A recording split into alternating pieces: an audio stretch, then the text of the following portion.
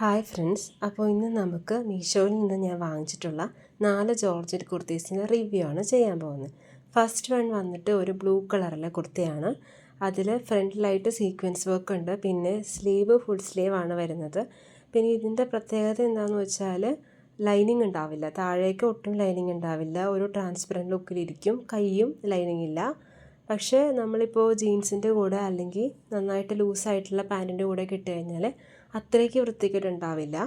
Jeans നമുക്ക് loose ജീൻസൊക്കെ ആണെങ്കിലും നല്ലതായിരിക്കും.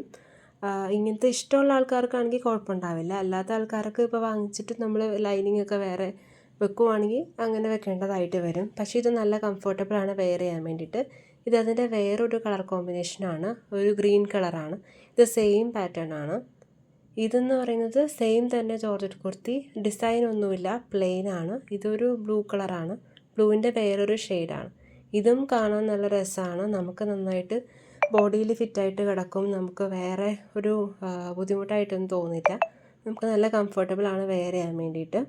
ഇതും സെയിം തന്നെ, താഴേക്ക് നമുക്ക് ലൈനിങ് ഉണ്ടാവില്ല. പിന്നെ കൈ ആണെങ്കിൽ ട്രാൻസ്പെറൻ്റ് ആയിരിക്കും, അതും കാണാൻ നല്ല രസമാണ്. പിന്നെ ഇത് പിങ്കിൻ്റെ വേറൊരു ഷെയ്ഡാണ്. ഇതും സെയിം തന്നെ, അതിൻ്റെ സെയിം പാറ്റേൺ വേറെ കളറാണെന്ന് മാത്രം. ഇതും നല്ല കംഫർട്ടബിൾ ആണ്, നമുക്ക് ഇടാൻ വേണ്ടി ഡെയിലി വെയറിനാണെങ്കിലും ഓഫീസ് വെയറിനാണെങ്കിലും ഒക്കെ പറ്റിയൊരു ടോപ്പാണ്. അപ്പോൾ എല്ലാവരും ഇതൊക്കെ ട്രൈ ചെയ്ത് നോക്കാം. മീഷോയിൽ നിന്ന് ഞാനിതുവരെ വാങ്ങിച്ചിട്ടുള്ളതിൽ എനിക്ക് കിട്ടിയിട്ടുള്ളതെല്ലാം നല്ല പ്രൊഡക്ട്സ് ആയിരുന്നു. ക്വാളിറ്റി ആണെങ്കിലും ഇപ്പോൾ ഇത് വാങ്ങിച്ചിട്ട് തന്നെ ഒരു 1 ഇയർ ആയി, ഇപ്പോഴും അത് അതേപോലെ തന്നെയുണ്ട്.